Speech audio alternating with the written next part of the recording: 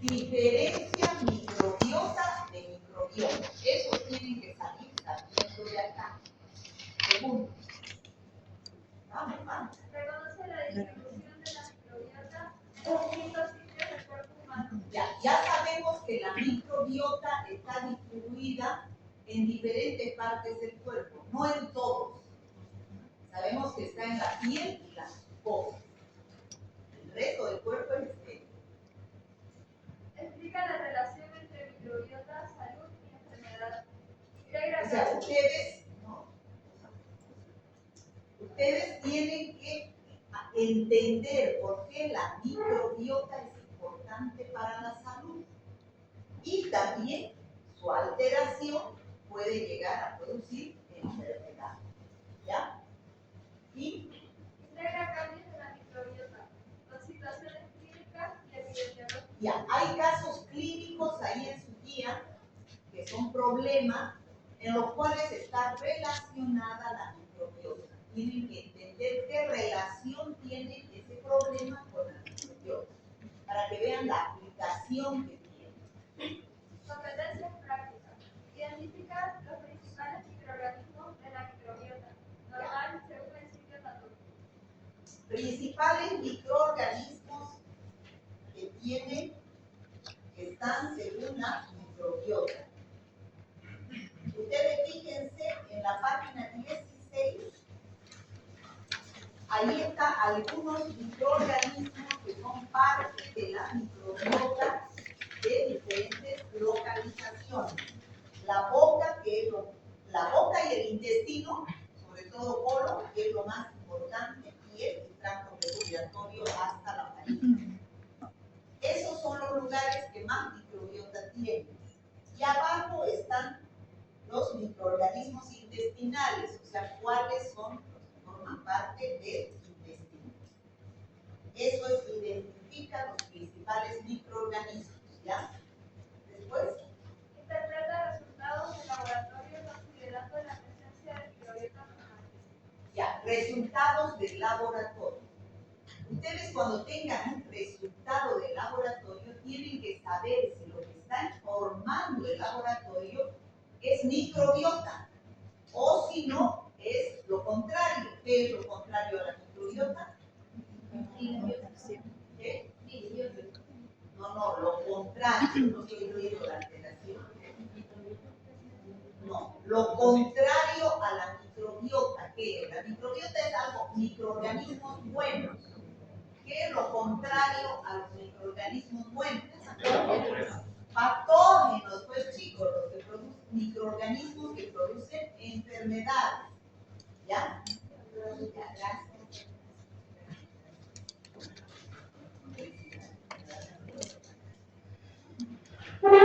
Y al final, ¿qué más? ¿En qué estábamos? Interpreta resultados de laboratorio. Ya eso hemos visto. Ya después, diferencia, colonización de infección.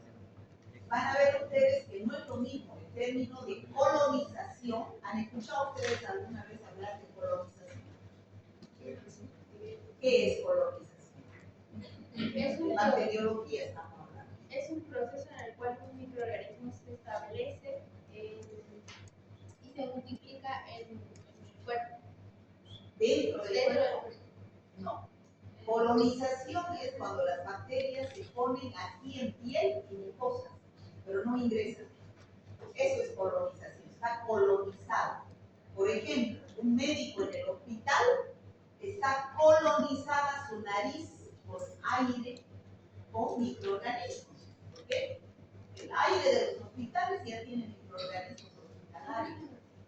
Entonces, al respirar, su nariz está colonizada. Sus manos están colonizadas. Su bolígrafo está colonizado, no es colonizado, contaminado. Cuando es objeto inanimado se dice contaminado. Cuando es tejido vivo se dice colonizado. ¿Ya? Entonces su celular está contaminado con microorganismos. Colonizar es situarse en la superficie pero no ingresar. Infección es cuando la bacteria ingresa por alguna vía. Eso hemos llevado en la anterior clase de teoría. Ingresa la bacteria, ya sea por boca, por aire, por una herida, pero ingresa la bacteria pero ya ingresó, no está colonizando solamente. Y una vez que está adentro, libra la batalla por nuestras defensas, gana la batalla, va a localizarse un órgano y produce una enfermedad infecciosa, ya con signos y síntomas. Si gana nuestras defensas, se neutraliza y el paciente está solo infectado, no está enfermo. ¿Se entiende la diferencia entre infección y enfermedad infecciosa? Sí.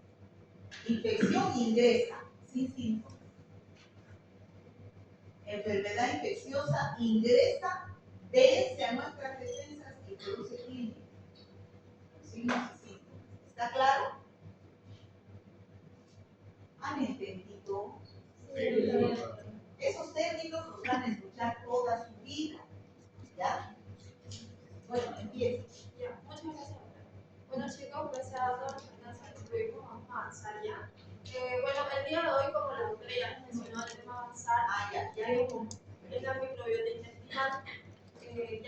Ya vimos las competencias, ahora vamos a ver un poco del contenido. Aquí vamos a ver un poco lo que es el concepto de microbiota, la microbiota normal y su función, factores que influyen en la microbiota, la disbiosis y enfermedades asociadas, y la importancia clínica y epidemiológica de conocer la microbiota. Ya, ¿qué es la microbiota? La microbiota, para explicar lo que es la microbiota, vaya a ser dibujo. ya. A ver, este dibujito de acá, chicos, miren, para que yo les explique un poco de lo que es la microbiota, vamos a analizar este dibujo.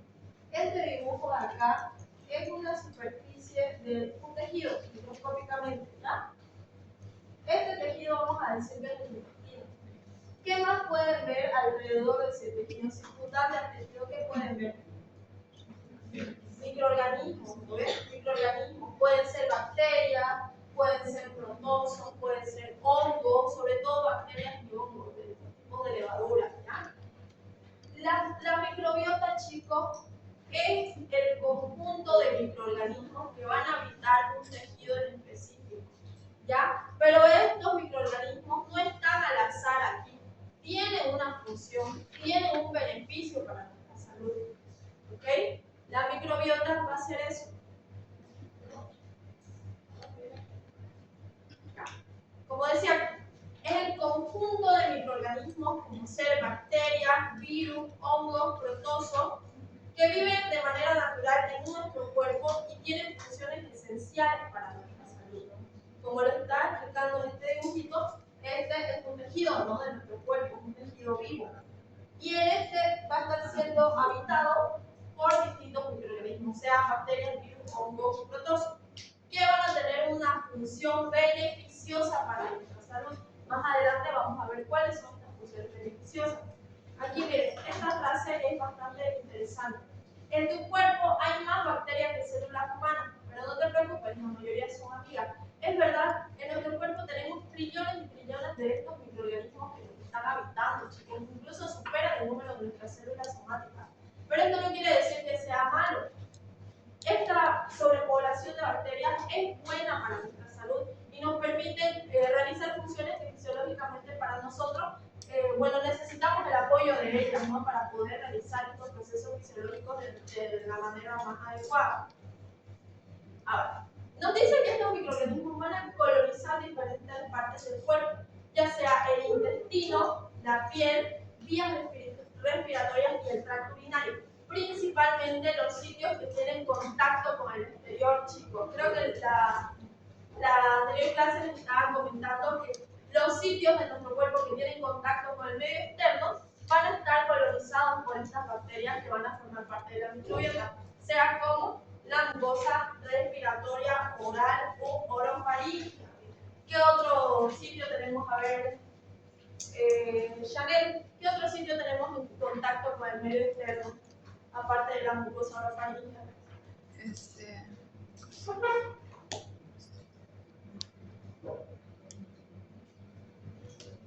Cristian. No, hágale pensar, como no puede ser, pues, que no sepa eso. ¿Qué otra parte? A ver, ¿quién es?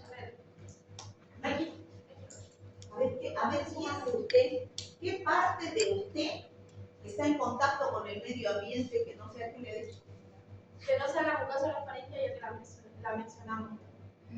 La mucosa orofaringe. Fuera de la mucosa orofaringe, ¿qué otra parte está en contacto con el medio ambiente? Piense, a ver, no puede ser que no sepa contestar eso. Es una pregunta que cualquier persona, hasta del micro, yo creo que contesta eso. A ver, ¿cuál, chicos? La piel, pues, hijita, la piel. La piel no está en contacto con el medio ambiente. Sí. La piel y las mucosas son los que tienen microbiota.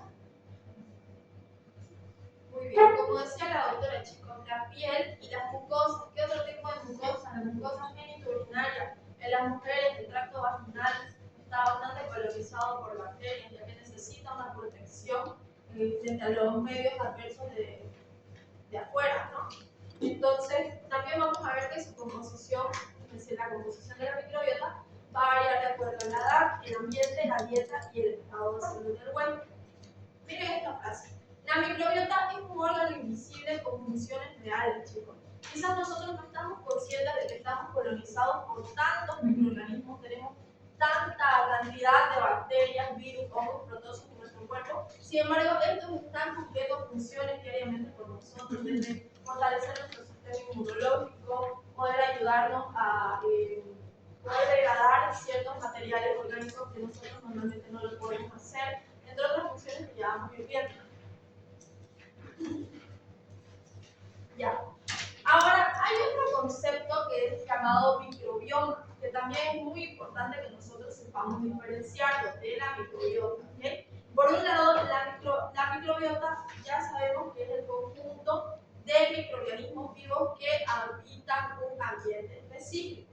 ¿Ya? A ver, todo el mundo ha entendido lo que es microbiota. No le tiene que quedar dudas sobre lo que es la microbiota. Todo el mundo ha entendido que es microbiota. Usted, a ver, joven, ¿ha entendido? ¿Qué es? Es el conjunto de microorganismos que se encuentra en un tejido ¿Que se encuentra? en un tipo de tejido o superficie. Y es beneficioso para la salud, eso lo O diferencia superficie. o superficie, y es beneficioso para la salud, porque pueden haber microorganismos que están habitando un tejido y no ser beneficiosos para la salud, al contrario, ser adversos a la salud, que es el caso de los patógenos. Entonces, la microbiota se define como el conjunto de microorganismos que habitan un tejido u órgano específico y que aportan beneficios para la salud. Cuando usted está en el vientre materno, ¿tiene microbiota?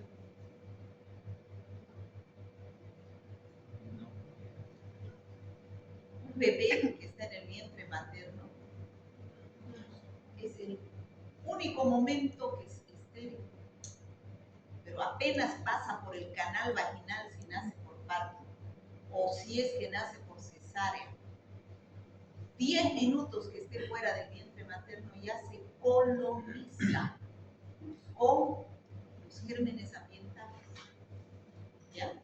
O sea, microbiota es algo bueno. Son bacterias buenas. Pero lo que no estoy de acuerdo es lo que ha dicho que está presente en los tejidos. O superficie. Todos tienen microbiota, todo tejido. En algunos, ¿no? Que están en contacto con el medio ambiente externo, ¿no? Pulmones tendrán microbiota. Sangre, no es cierto. La presencia de microorganismos en esos lugares puede producir enfermedades. Como les iba diciendo, la microbiota, por ejemplo, en el caso de los intestinos, ya más adelante vamos a ver la microbiota por aparatos o por sistemas, pero generalmente los intestinos van a estar colonizados por bacterias, levaduras, generalmente por bacterias y levaduras, pero también por protozoos. Y bueno, nos dice que también los virus, hace referencia a los virus de que no van a ser considerados microbiota debido a que no considerados microorganismos vivos, son considerados microorganismos no vivos, debido a características propias de los virus. Estos quedan excluidos del concepto de microbiota como tal, ¿ya? Eso en cuanto a la microbiota. Ahora, la microbioma va a ser un término más amplio, chicos, es mucho más amplio. Mientras que la microbiota solo incluye a los microorganismos, es decir, por decir, los habitantes, en este caso son los microorganismos, la microbiota va a incluir a estos habitantes, a su material genético y al producto de su interacción con el medio ambiente. ¿A qué me refiero con el producto de su interacción con el medio ambiente? A todos los productos de desecho que este va a generar al momento de hacer sus procesos metabólicos. ¿Ya? Se dan cuenta que el microbioma es algo mucho más amplio, incluye a los microorganismos, a su material genético y al resultado de sus interacciones fisiológicas con el medio ambiente.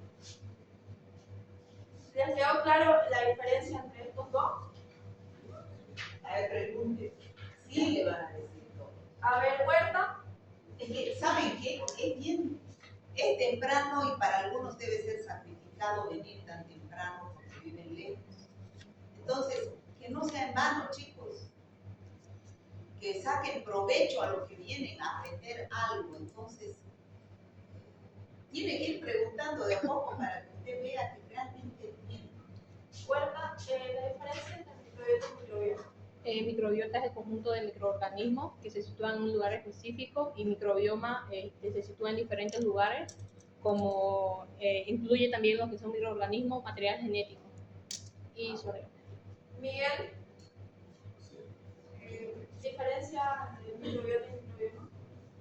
Bueno, pues los microbiotas son microorganismos que viven en superficies que están en contacto con el medio externo, y microbioma es la que abarca todo el microorganismo más su material genético, productos que libera y su relación con el medio ambiente. Ya, muy bien. Bueno, como les iba diciendo, la microbiota no va a estar presente en todo el cuerpo, chicos. Como la doctora les decía, la microbiota va a ser específico de ciertas partes, generalmente las que van a estar en contacto con el medio externo. Pero hay partes del cuerpo las cuales no necesitan microbiota y la presencia de microorganismos en estos tejidos es perjudicial. Ejemplo de esto puede ser la sangre, los pulmones, como decía la doctora, podría ser también los riñones, entre otros sitios que son estériles, chicos, no presentan microbiota. Sin embargo, sitios como ser los intestinos, la piel, el tracto genitourinario, el tracto respiratorio alto, van a tener microbiota, chicos, porque van a estar en contacto con el exterior y por ende necesitan estas bacterias buenas que van a estar compitiendo por espacio, ¿ya? Van a estar compitiendo por espacio con los microorganismos patógenos. Es como que ellas van a estar ocupando ese espacio para evitar que vengan otros microorganismos que sí van a generar enfermedad y evitar que estos pues, causen la enfermedad, ¿no? Aquí por un lado tenemos la microbiota intestinal, chicos. La microbiota intestinal va a estar principalmente compuesta por firmicutes, bacterioides, actinobacterias, proteobacterias. Esas van a ser las principales bacterias que van a estar componiendo la microbiota intestinal, ¿no? La función va a ser principalmente la producción de ácidos de cadena corta como el butirato, ¿ya? ¿Qué va a permitir De esto? todos estos, los más importantes son los bacteroides, o sea, flora anaerobia. ¿Qué es lo que más vive en nuestro intestino, en el colon? Si ustedes hacen una tinción de una materia fecal normal, van a ver que la mayoría son gram negativos. Eso debería ser normal. Y de esos gram negativos, una gran parte son flora anaerobia, o sea, los bacteroides frágiles. Anótese los bacteroides frágiles. Esa es el más importante bacilo que es parte de nuestra microbiota intestinal, bacteroides frágiles. ¿ya? Es anaerobio. Pero también existen bacilos gram negativos aerobios, que son parte de nuestra microbiota intestinal. ¿Cuáles son esos? Las enterobacterias que vamos a ver después. ¿Cuáles son las enterobacterias? Escherichia coli, Klebsiella, Enterobacter. Pero si a ustedes les preguntan cuál es la bacteria que más hay en el intestino, una anaerobia, Bacteroides frágiles. O sea, un 80-90% está constituida por flora gram negativa. Y solamente un 10-20% está constituido por flora gram positiva, entre los cuales están los Clostridium, por ejemplo, que hemos hablado, que cuando la primera clase, cuando uno defeca en el medio ambiente, elimina Clostridium, que después se transforma en espora. Y esa espora puede entrar por una herida y producir el tétano, ¿no? Esos son gram positivos.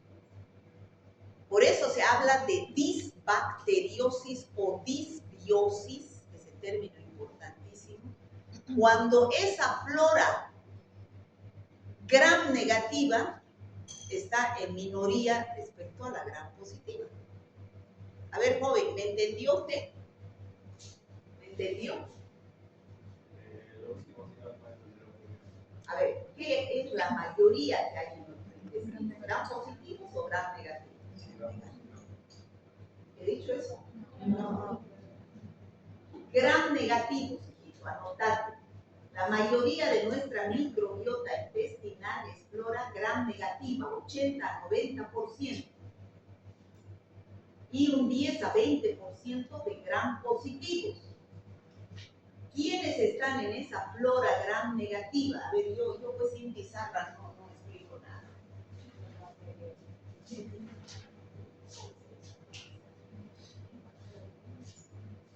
Flora o microbiota intestinal.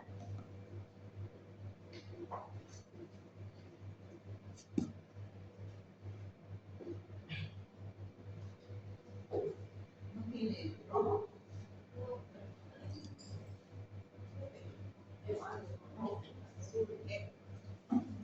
Vamos a hacer de cuenta que esto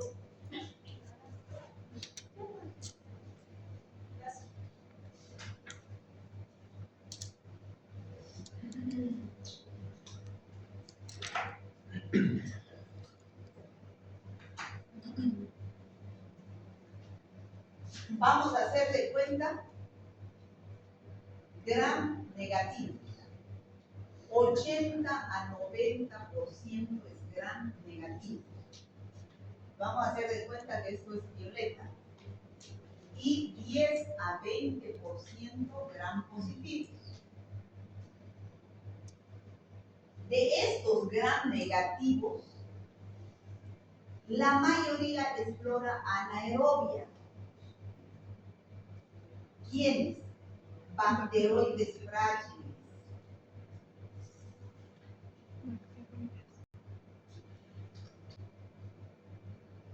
Después, Bifidobacterium.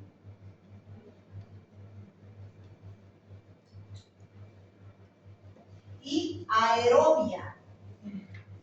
¿Cuáles de las aerobias? Las enterobacterias. ¿Cuáles enterobacterias? Aquí está Escherichia coli, Proteus, y después ya van a saber cuáles son las enterobacterias. Y de estos gram positivos, aerobios y también anaerobios. ¿Quiénes son los aerobios? Los enterococos, por ejemplo.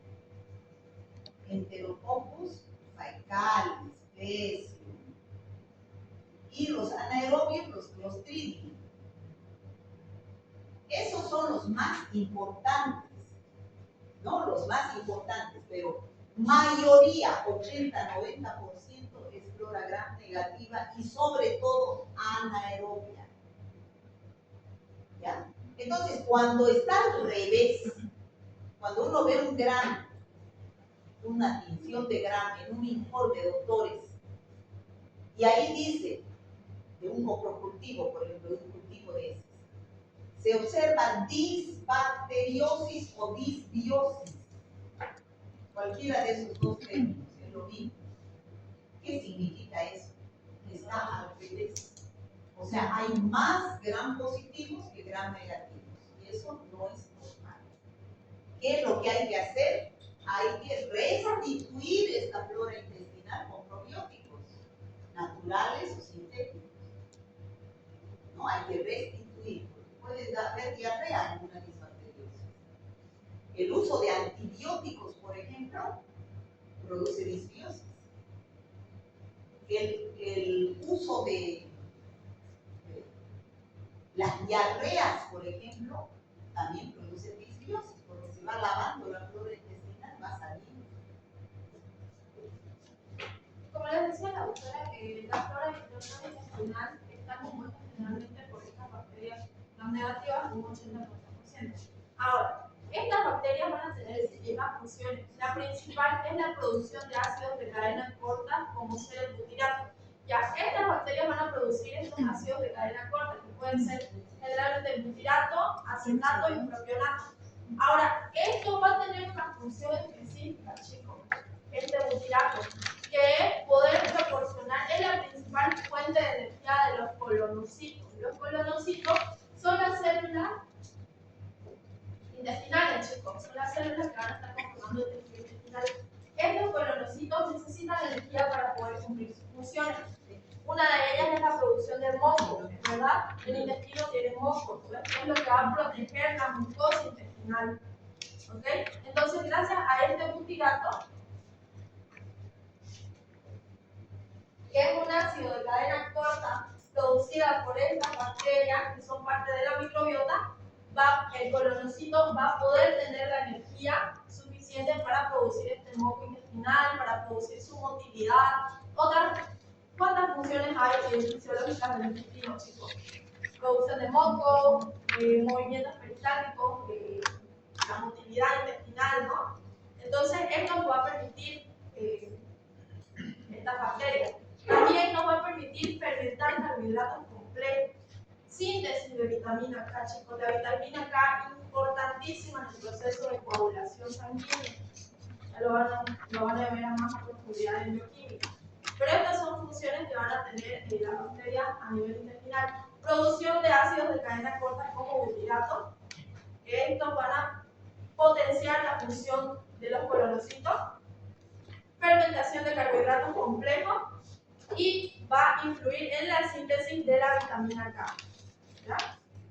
Que se produce a nivel intestinal. Ya. Ahora hablemos de la microbiota cutánea. La microbiota cutánea, es decir, de la piel, va a estar constituida principalmente por cocos gram positivos, chicos. ¿Ya? Vamos a tener cocos gram positivos, como ser. Voy a volver. Yo he avanzado ahí. ¿Cuál es la bacteria más importante que forma parte de la microbiota de piel?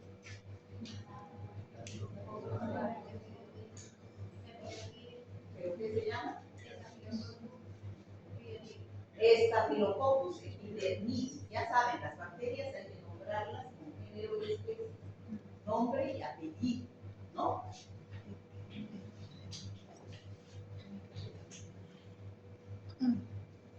Cocos gram positivos. Como Staphylococcus epidermidis, ¿no? Staphylococcus aureus, también, chicos. También aquí vamos a tener el Corynebacterium, ya no forma parte de los cocos gram positivos, pero también el Corynebacterium.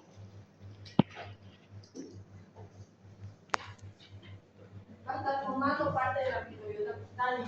Y también ciertos hongos como la malacesia.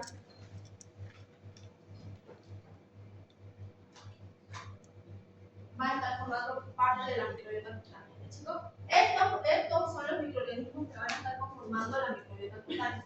Cocos gram positivos, como ser Staphylococcus epidermidis, Staphylococcus aureus, Corynebacterium, que ya no es parte de los cocos, pero sin embargo va a estar formando parte de la microbiota cutánea, y hongos como la malacesia. ¿Ya? ¿Cuál va a ser su función? Principalmente su función va a ser de protección.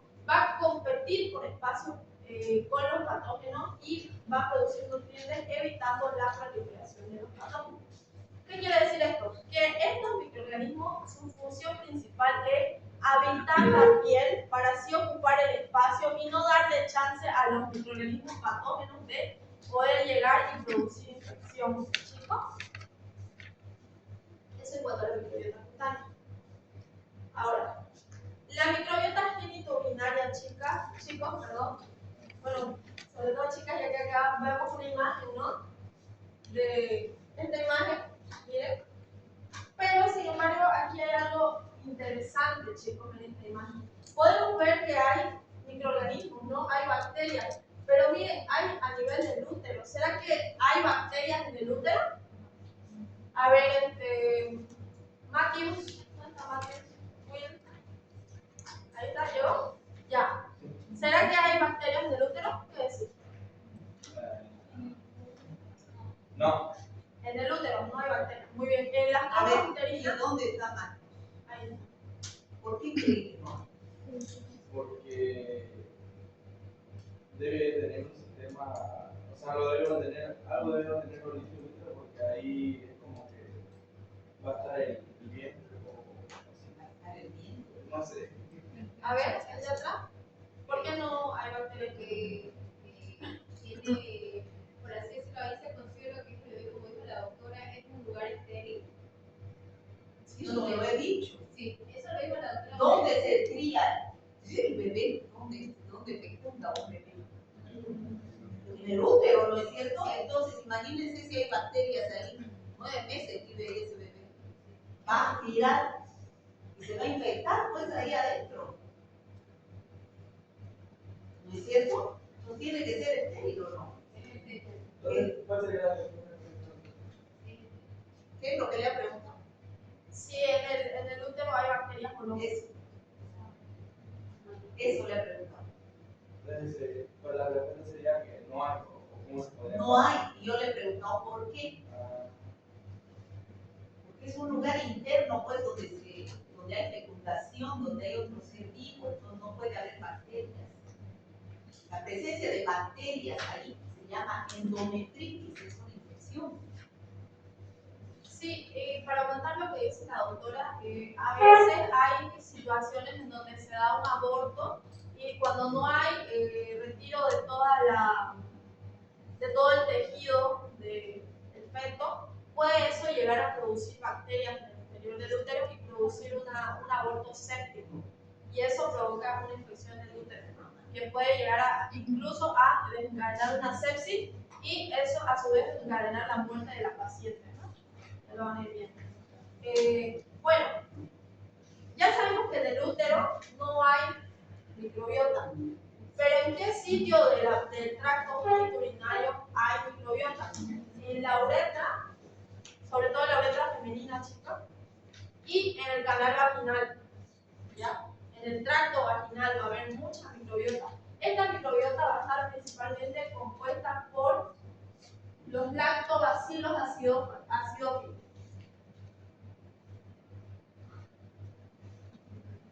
Lactobacillus es especie de lactobacillus, ¿ya chicos? Los lactobacilos acidófilos. Estos lactobacilos acidófilos también son llamados bacilos de Dodelray. ¿Se acuerdan que se los mencioné en la otra clase?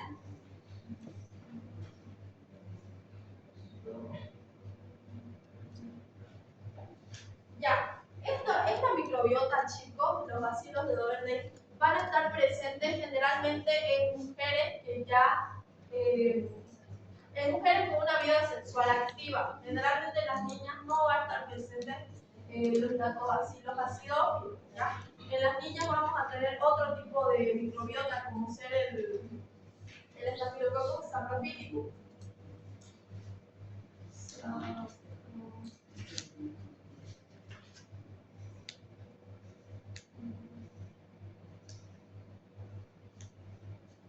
Ya, esta microbiota va a estar presente en niñas, ¿ya?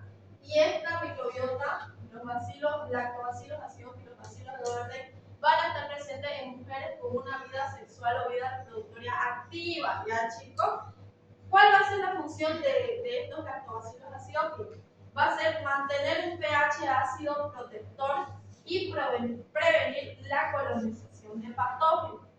A ver, el hecho de mantener, estas bacterias van a vivir en un pH ácido, ¿ya? Su ambiente principalmente va a ser un pH ácido.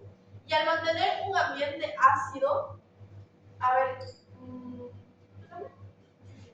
Julie, a ver, si estas bacterias viven en un pH ácido y su función es mantener un pH ácido, ¿qué están previniendo al mantener ese ambiente ácido? ¿Se acuerdan que teníamos 3 tipos de bacterias, no? Acidófilas, neutrófilas y las alcalinas. Entonces, El barriga yucra no ha venido. Puedan intentar Y es verdad. usar bacterias que son acidófilas, alcalinas o no. muy bien. Como dice Julie, el hecho de que puedan mantener un pH ácido va a prevenir y va a evitar que haya una sobrepoblación de bacterias de tipo alcalinas, ¿ya? Al mantener este pH ácido. ¿Ya?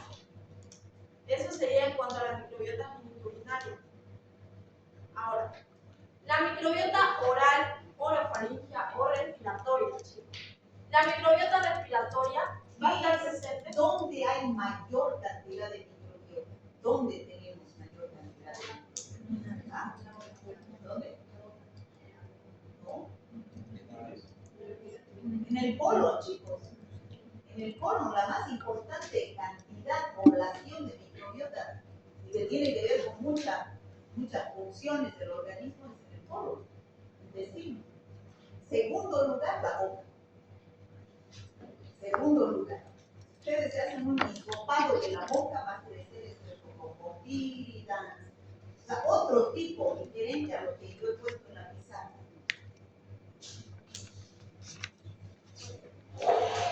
Bueno, como les decía, la microbiota orofaringea o respiratoria. ¿Por qué les digo orofaringea? Porque la vía respiratoria sabemos que comprende desde boca, faringe, laringe, tráquea, bronquio, bronquiolo, alveolo, todo ese recorrido es parte del tracto respiratorio, ¿verdad? Hasta los pulmones. Sin embargo, la microbiota no va a estar presente en todo el tracto respiratorio, únicamente va a estar presente en las vías respiratorias altas, chicos, ¿ya? No va a estar presente en vías respiratorias bajas, en pulmones, alveolos, hasta cierto punto va a estar presente. Sin embargo, no va a estar presente en toda la vía respiratoria, ¿ya? Generalmente va a estar presente hasta la faringe, ¿ya? Por eso orofaringe, hablamos de mucosa orofaringe, ¿ya? La mucosa orofaringea va a estar compuesta principalmente por estreptococos del grupo Viridans, chicos. Los estreptococos del grupo Viridans, que son Streptococcus mutans, mitis, sanguis y salivario. Ahí faltó el mutans. El Streptococcus mutans, chicos, es parte de la microbiota de cierta cantidad de población de personas y en otra cantidad de población de personas va a ser productor de caries, chicos. Streptococcus mutans, acá se lo voy a anotar. Por eso no lo puse ahí, ¿ya? Porque el Streptococcus mutans es patógeno, produce las caries dentales, chicos. El Streptococcus mutans produce, tiene un material que es un glicocáliz, que eso le permite adherirse al esmalte dental y lo deteriora. Por eso es que se produce la carie dental, ¿ya? Mutans. ¿Ya? Este es el patógeno. Sin embargo, los otros Streptococcus del grupo Viridans, sea el salivario, el mitis y el sanguini, van a estar formando parte de la microbiota oral, ¿ya? También tenemos las Neisseria también van a estar formando parte de la microbiota oral, y las Klebsiella, ¿ya? Esas son todas las bacterias que van a estar generalmente formando parte de la microbiota oral. Su función es prevenir la colonización de agentes patógenos, ¿ya?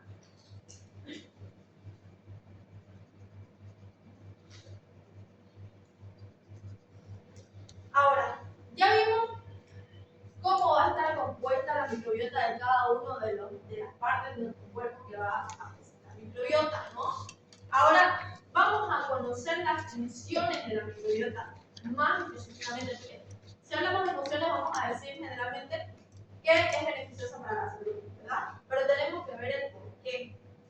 Principalmente va a estar otorgando protección en la piel, por ejemplo, va a actuar como una barrera contra patógenos por exclusión competitiva. Aquí está lo que les decía. ¿A qué se refiere con exclusión competitiva? Se refiere a que estas bacterias buenas van a estar ocupando todo el espacio, ¿ya? Es como que llegan y son bien arrasadoras, ocupan todo el espacio, como ahorita, por ejemplo. Miren, acá tenemos un banco vacío, ¿ya? Todos los bancos, ustedes están sentados en todos los bancos, ¿eh?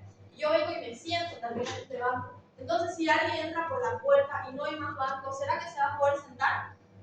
No se va a poder sentar, ¿no? Es lo mismo, las bacterias hacen eso, chicos. Ocupan el espacio, las bacterias buenas. Todos nosotros somos bacterias buenas que estamos habitando este laboratorio. Que vamos a decir que es un colon, ya es un intestino. Nosotros somos las bacterias buenas. Entonces nosotros nos sentamos sobre los tocos para evitar que si alguien entra por la puerta no se pueda sentar, ¿ya? A eso se refiere por exclusión competitiva. Ocupa el espacio para evitar que los patógenos vengan y ocupan ese espacio. Ahora, chicos, cuando nosotros hablamos de tratamiento antimicrobiano, el uso de antibióticos, los antibióticos, chicos, van a arrasar con toda vida microbiana que vean en su paso, todas las bacterias. O sea, los antibióticos no es como que uno los ingiera y van a decir, ah, ya vamos a ir a matar a esa Escherichia coli enteropatógena que está causándole diarrea. No, chicos, los antibióticos, sobre todo los antibióticos de amplio espectro, arrasan con todas las bacterias, incluyendo las bacterias buenas, incluyendo la microbiota, chicos.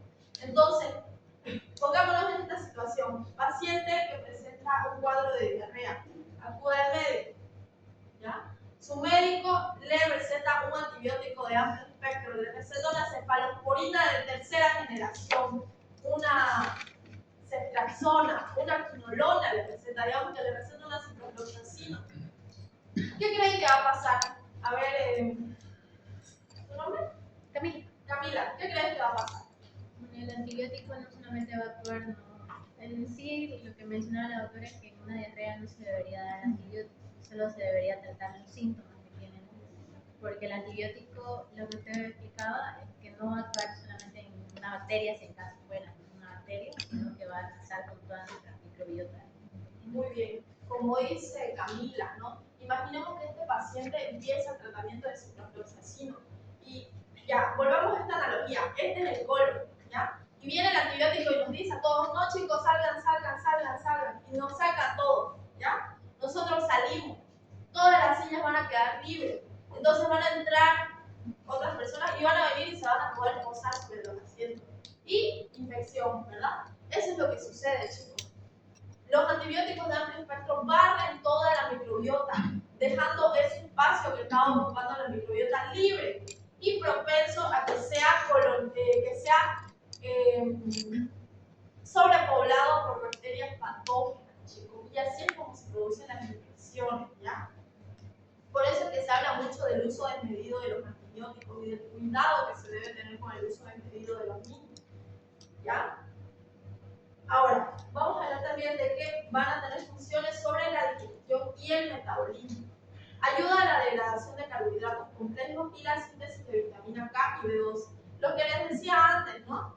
Estos van a ayudar a degradar carbohidratos complejos. Nosotros generalmente no tenemos las enzimas adecuadas para poder degradar estos carbohidratos complejos.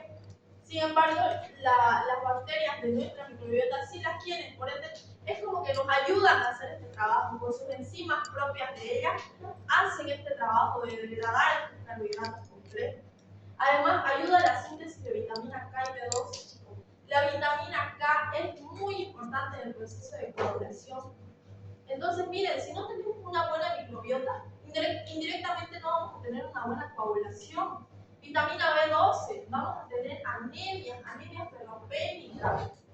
¿Me entienden? Entonces, la microbiota influye en nuestra salud grandemente, chicos. Otra de las funciones, inmunomodulación, estimula el desarrollo del sistema inmune, promoviendo la tolerancia a antígenos no patogénicos. ¿Ya? Este va a estimular a las células de defensa. ¿Cuáles son nuestras células de defensa? Los leucocitos, ¿no? Esta va a estimular la función de los leucocitos y la proliferación de los leucocitos. ¿Ya? Ahora, chicos, ¿qué sucede si hay una alteración de la microbiota? Se da lo que es la disbiosis, ¿no? Que ya acá la doctora se lo explicó. Lo que es la disbiosis es una inversión de la microbiota. Cuando en un informe laboratorial se informa que hay más cantidad de gram positivos que de gram negativos, chicos. ¿Ya? Eso es una disbiosis. O puede ser también que la microbiota esté disminuida, ¿ya? Disbiosis es una disminución de la microbiota beneficiosa, sobre todo gram negativo, chicos. Entonces, si hay una disbiosis, no hay enfermedad aún, ¿ya? No confundamos la disbiosis con enfermedad. Sin embargo, cuando se presenta una disbiosis, el ambiente está propenso a sufrir cualquier tipo de infección, ¿ok? Y como está propenso, es muy fácil adquirir una infección. Y ahí es donde se da la enfermedad, en el momento de que se adquiere esa infección, ¿ya? Favorece la aparición de infecciones y otras patologías, chicos, ¿ya? Por eso nosotros debemos procurar mantener una microbiota adecuada, ¿no? Para poder evitar enfermarnos, ¿ya? Pero ¿cómo lo vamos a hacer? ¿De qué forma nosotros podemos mejorar nuestra microbiota, chicos? Podemos ayudar a nuestro cuerpo a tener una microbiota adecuada. Es con el consumo de fibra, chicos, ¿ya? Más adelante lo vamos a ir viendo. Aquí. Factores que influyen en la microbiota, principalmente la edad, ¿ya? Como la doctora les mencionaba, al momento del nacimiento nosotros somos estériles, porque toda la vida intrauterina es estéril, chicos, ¿ya? Entonces, se dice que el bebé, los primeros 4 minutos que ya salió del útero, después del parto, estos empiezan a ser colonizados como nunca, de millones y millones de bacterias. En cuestión de minutos, el cuerpo del bebé va a estar siendo colonizado por millones y millones de bacterias, ¿ya? Por eso la edad influye, no vamos a tener la misma microbiota desde el momento de nuestro nacimiento hasta el día de hoy, ¿verdad? Incluso no vamos a tener la misma microbiota de una persona, aquí miren, dice factores ambientales, no vamos a tener la misma microbiota de una persona que vive en ambientes fríos que nosotros, que vivimos en ambientes cálidos. ¿Por qué creen? A ver, Marianela, ¿por qué razón la microbiota de una persona que habita un ambiente cálido va a ser diferente a la de una persona que habita un ambiente frío?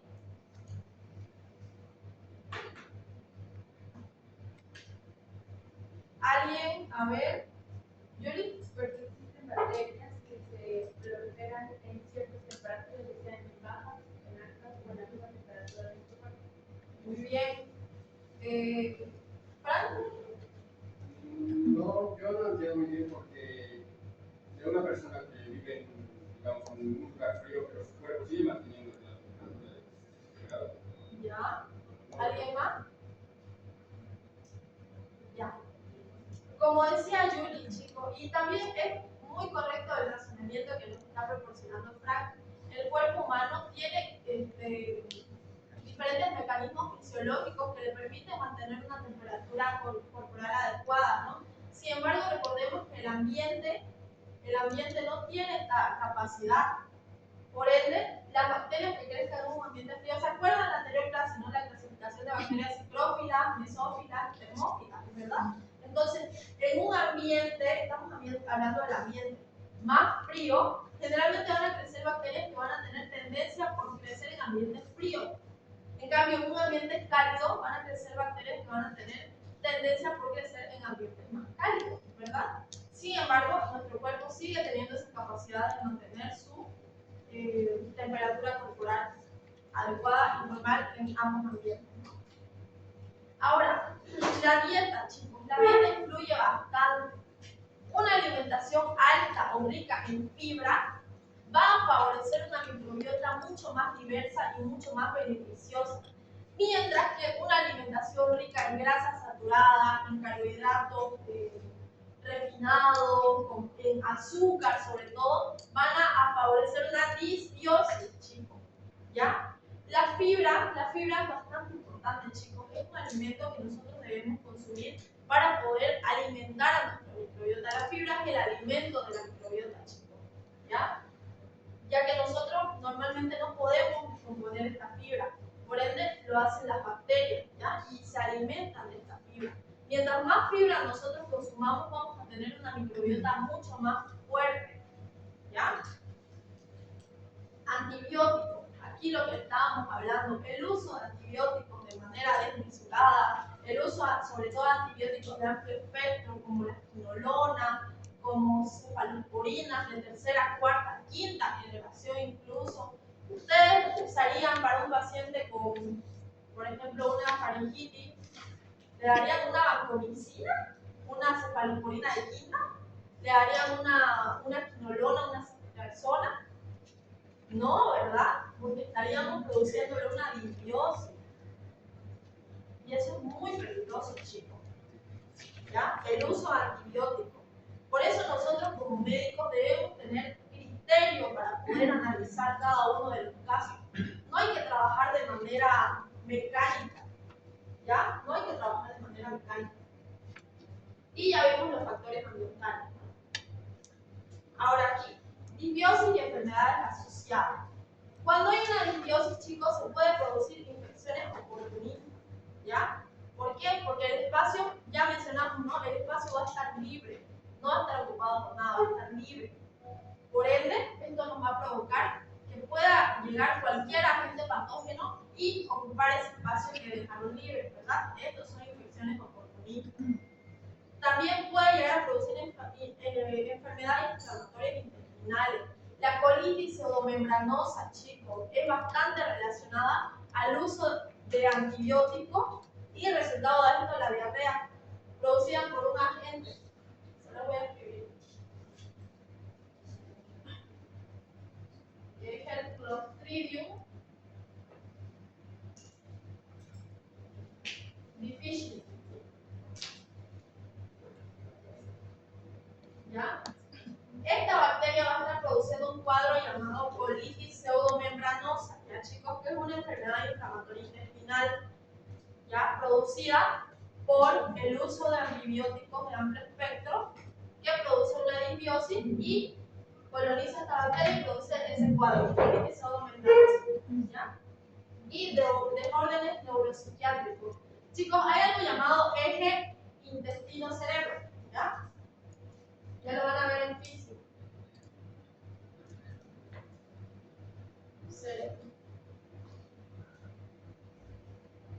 ¿Ya? El eje intestino-cerebro, chicos. Hay bastante conexión del sistema nervioso con el intestino. Se dice incluso que es el segundo cerebro del intestino. No sé si alguien ha escuchado eso por ahí. Sí, ¿no?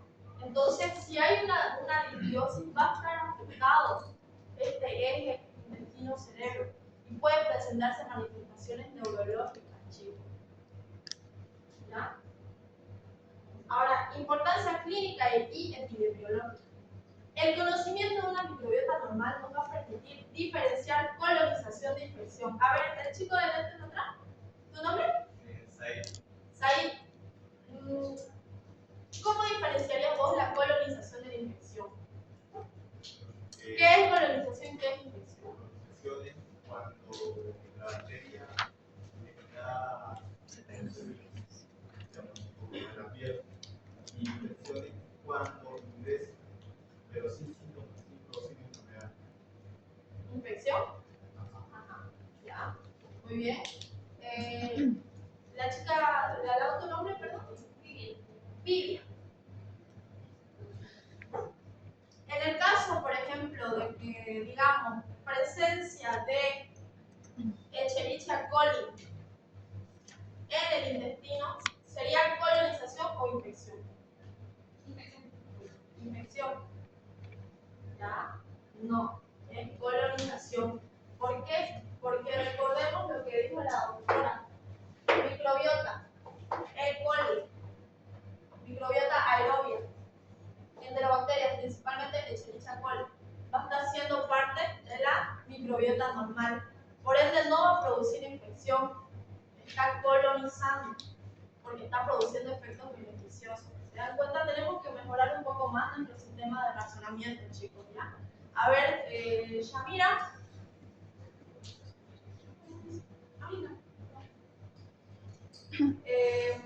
Ya, vamos a apurar, ¿ya? También nos permite evitar tratamientos innecesarios, lo que hablamos de los antibióticos, ¿no? Evitar usar antibióticos en casos que no se requiera, o al menos no antibióticos de amplio espectro, interpretar adecuadamente cultivos microbiológicos y prevenir infecciones oportunistas. Todo esto, si conocemos bien la composición de una microbiota adecuada, vamos a evitar poder tener estos escenarios, ¿no? Bueno, este caso, un paciente hospitalizado recibe tratamiento antibiótico de amplio espectro. Días después presenta diarrea y el laboratorio reporta un crecimiento bacteriano en una materia fecal. ¿Qué pasó inicialmente? El paciente recibe antibióticos de amplio espectro. Estos no solo van a eliminar bacterias patógenas, sino que también van a barrer gran parte de la microbiota intestinal normal, que ya hablamos, ¿no? ¿Cuál fue la consecuencia? Al alterarse la microbiota va a ocurrir la disbiosis, que es el desequilibrio microbiano. Esto va a permitir que las bacterias oportunistas proliferen sin competencia. Y el resultado, infección por Clostridium difficile, lo que les decía acá, colitis pseudomembranosa. Este es un caso que se les puede llegar a presentar en el ejercicio médico, y ustedes tienen que saber identificarlo. A ver, para no atrasarnos, chicos, se los voy a enviar esto, pero me gustaría también mencionarles un poco lo que es